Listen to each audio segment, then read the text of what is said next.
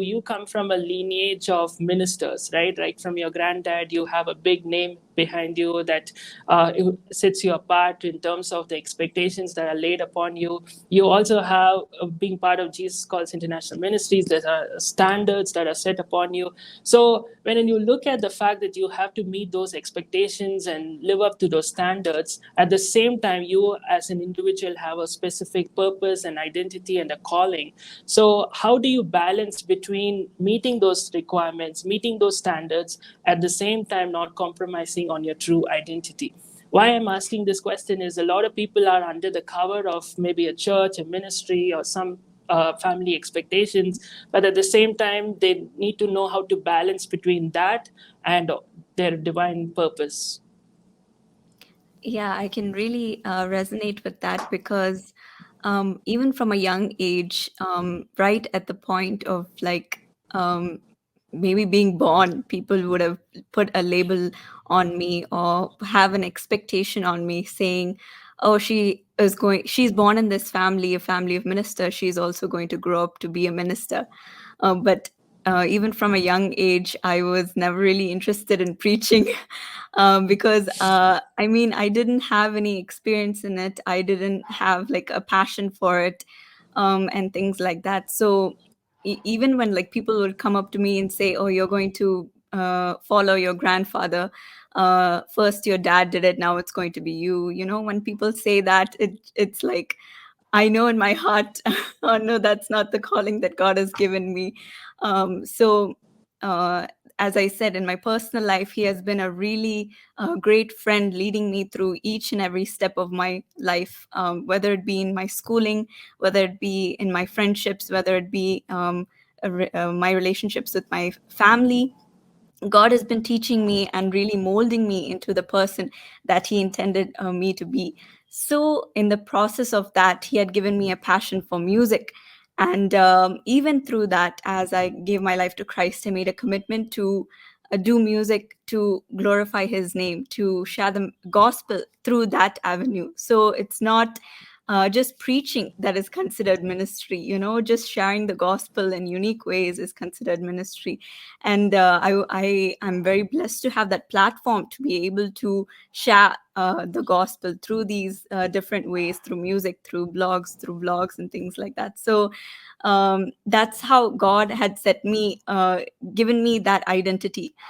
She's a singer, she and all those things that I do. So uh, just sharing my personal experiences gave me that identity. And obviously, all our experiences are different. So even in our own family, we all are different. Even my brother, my sister, and I, my grandfather, my grandmother, my mom. Even people would used to tell my mom, or she even had that desire to be so bold like my grandfather, to be so strong and powerful and pray with a bold spirit. But her voice used to be very low, and she's a very shy person as well. And like, it would be so timid when she would speak. But then when she would pray, just that voice, that same voice would bring tears in the eyes of people, would make the demons shriek in the meetings. So you should never aspire to be someone else. You should aspire to be what God created you to be. You have individuality. That's how you've been brought up, through the experiences that mold you. And you should never give that up and say, no, I want to be like this person, I want to be like that person, because they're already taken. So you should be yourself, the one that God had created you to be. That's absolutely true. I recently released my second book called Unveil Your Purpose, where I want, actually, your dad is the one who gave the forward to it. And that book is something where I talk about this important aspect, because I realized like only when you walk in your purpose, you actually fulfill your you're able to live to the highest potential. You're able to make the impact for God's kingdom, not being a copy of somebody else. And I always say this, what really makes the difference is what is different about you. If we try to put everybody in a mold and say, okay, your dad was like this, your granddad was like this, so you be like that. So that kind of puts you in a pressure and a mold that you're not really called to be, right? So even as a preacher, like for example, like you said, a lot of people put a pressure on me saying, you have to be a preacher like this, you have to do like this. And but my gift is, like as I said, encouraging and storytelling. So one of the gifts I do have is, like, I bring out messages from the random things that you could ever imagine, like lessons from Scooby-Doo, lessons from the Hannah Montana or Snake Island.